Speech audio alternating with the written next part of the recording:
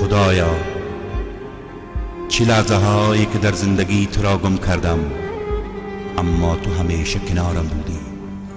چه دقیقه ها که حضورت را فراموش کردم، اما تو فراموشم نکردی.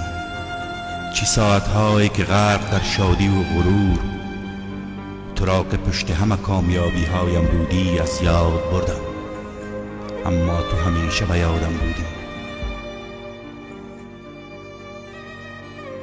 چه روزهایی که در خود فرو می رفتم و در غصه هایی که فکر می کردم تو برای تلافی کارهای بدم فرستادی دست و پا زدم، اما تو همیشه کاری کردی که به صلاح من بود.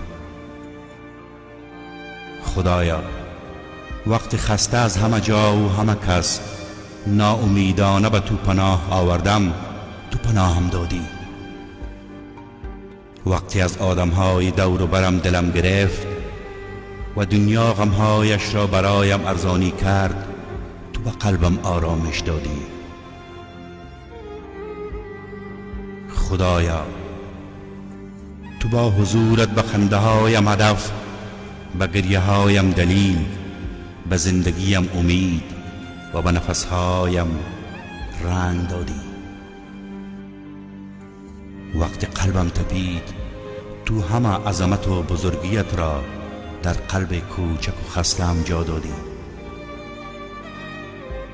وقتی دوستانم درد دلشان را برایم گفتند و من خالصانه رو به درگاهت برایشان دعا کردم، فهمیدم که غم و غصه های دیگران بارش سنگین‌تر از غصه های خودم است. آن وقت در وجودم شیرینی به یاد دیگران بودن را چشیدم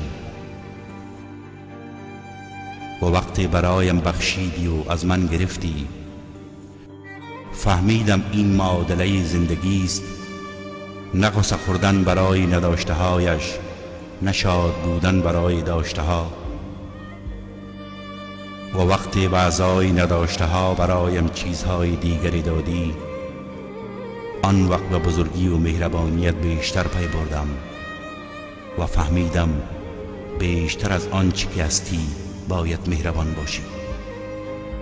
ای خدای من، خیلی دوستت دارم و به خاطر همه نعماتت سپاس گزارم. به خاطر دادنهایت، ندادنهایت، گرفتنهایت، که دادنهایت را نعمت، ندادنهایت را رحمت و گرفتهایت را حکمت می پندارم.